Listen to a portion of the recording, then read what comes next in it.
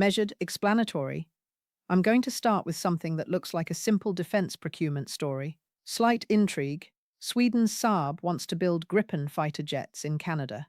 The proposal promises thousands of jobs, new factories, and technology transfers.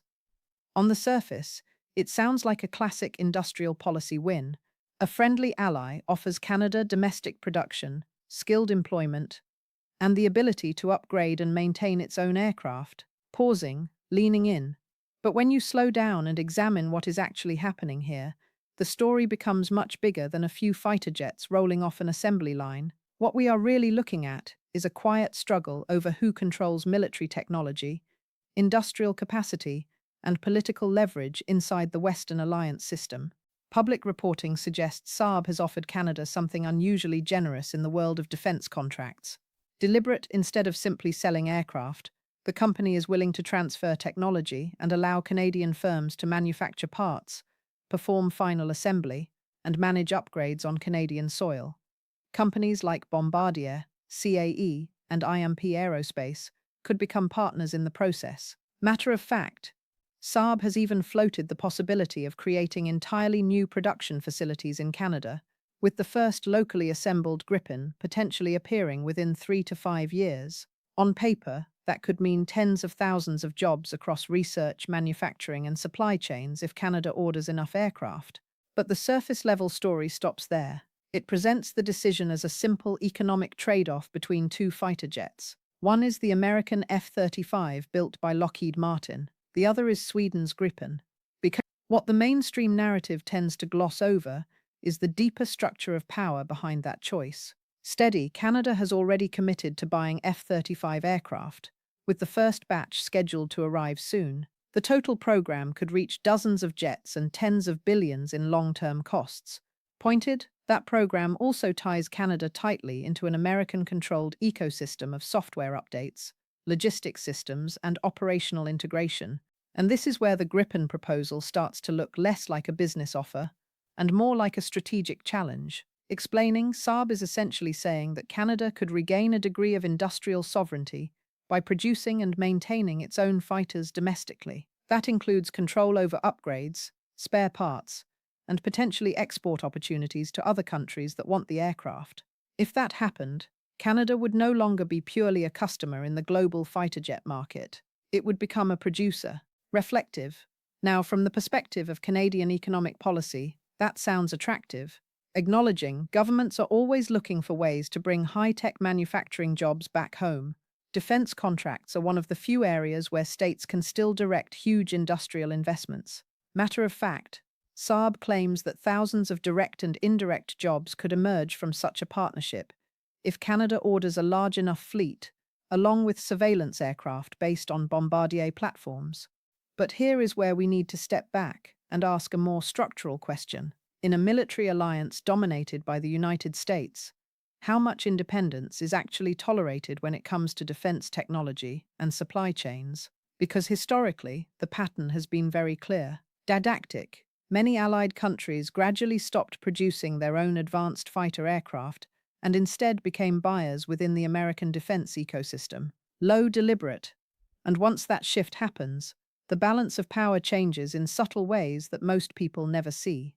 Explaining, calm, once a country commits to a platform like the F-35, it does not just buy an airplane, it buys into an entire technological infrastructure controlled largely by the United States, enumerating software updates, mission systems, maintenance networks, and data links all sit inside a tightly integrated ecosystem. Official motivation is interoperability. Allied forces need to communicate, share targeting data, and coordinate operations. Slight edge, but the structural consequence is that the core architecture of military capability becomes centralized. That is why the Gripen proposal matters more than it might appear. Clarifying, Saab's pitch is not simply about aircraft performance. The company is offering Canada something closer to industrial participation and technological autonomy, measured. If Canadian firms build components, run assembly lines, and manage upgrades, then Canada retains more control over the life cycle of the system. It also creates the possibility of exporting aircraft or components to other countries. Saab has hinted that production in Canada could even support future buyers such as Ukraine or European partners looking to expand their fleets. Analytic, political. From the perspective of political economy, you can already see the tension, contrasting tone. One model concentrates production and technological authority inside a single American-led defense system. The other distributes parts of that capability across allied countries. Deliberate. Neither model is purely about engineering. Both are about who controls knowledge, who captures the economic value, and who holds leverage when political disputes emerge. Public reporting suggests that tensions between Ottawa and Washington have already complicated the conversation. Matter of fact, trade disputes, tariff pressures, and political friction have pushed Canadian leaders to think about diversifying suppliers. Gravely, some analysts have raised concerns that software or operational dependencies could become leverage in moments of geopolitical disagreement. Balanced whether those fears are justified is still debated. But the existence of that debate reveals something important. Measured emphasis. When advanced military systems are controlled by external suppliers, strategic autonomy becomes constrained. Reset. Analytic. At the same time, the economic numbers being discussed deserve careful scrutiny. Saab has suggested that thousands of jobs could be created if Canada commits to a large order of Gripen fighters, along with surveillance aircraft built on Bombardier's Global 6500 platform.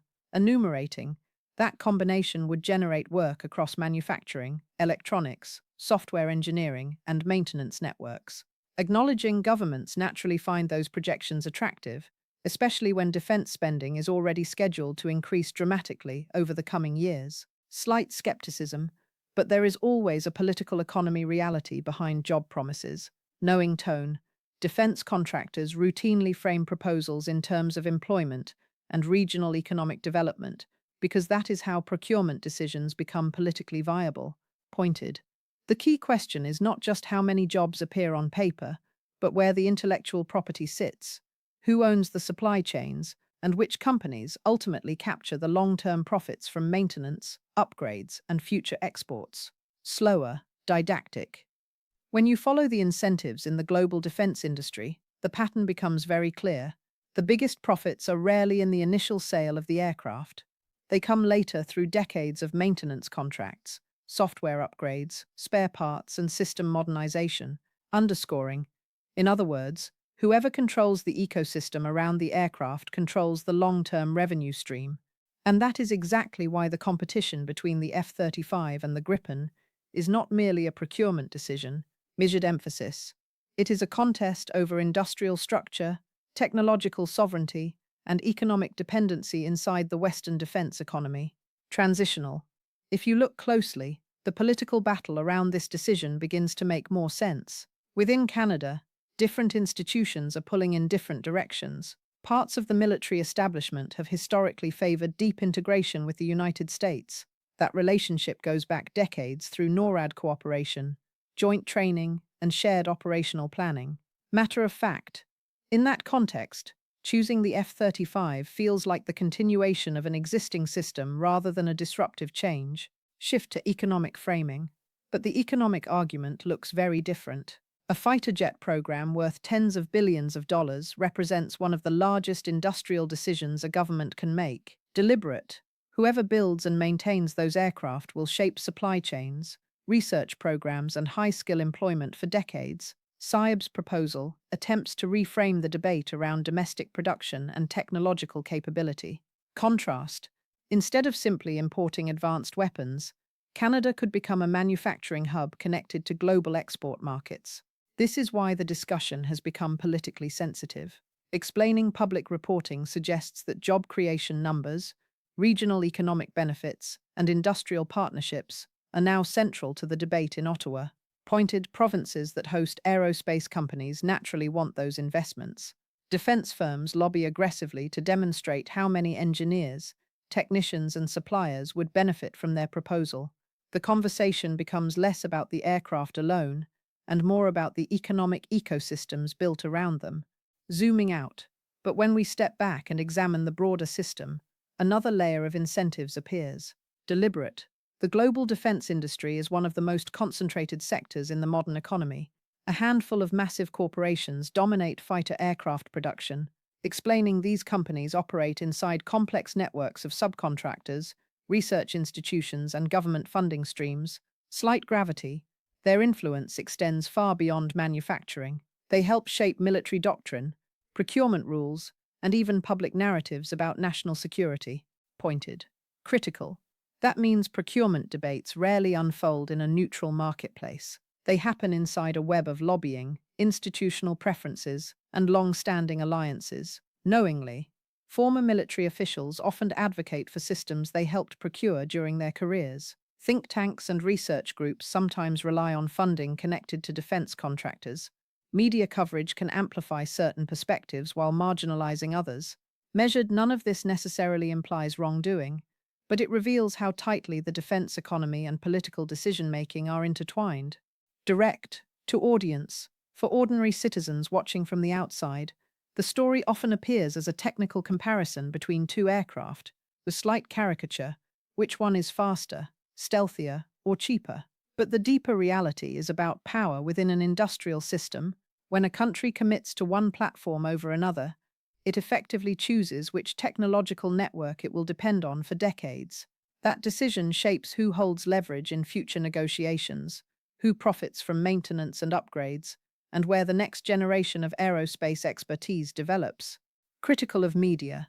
And this is where the media framing frequently falls short. Matter of fact, news coverage tends to focus on dramatic headlines about fighter jets, diplomatic tensions, or political personalities. What rarely gets discussed is the structural logic underneath. Deliberate defense procurement is not just about security. It is also about industrial policy, corporate strategy, and the global distribution of technological capability. When we translate all of this into everyday terms, the stakes become clearer. Explaining massive defense contracts are one of the few remaining ways governments can direct billions of dollars into specific industries. That money shapes which companies grow, where research labs are built, and which regions become centers of high-tech employment. Contrast, if production happens domestically, the benefits spread through local suppliers, engineering programs, and long-term maintenance work. If the system is imported and controlled externally, much of that value flows outward over time. Slight shift to outro, warmer. If you found this breakdown useful, consider supporting the channel by liking the video, subscribing, and sharing your thoughts in the comments. Inviting these conversations only become clearer when more of us start looking beyond the headlines and examining the economic structures underneath them. Genuinely curious, what patterns do you notice when governments make decisions like this? And who do you think ultimately benefits the most?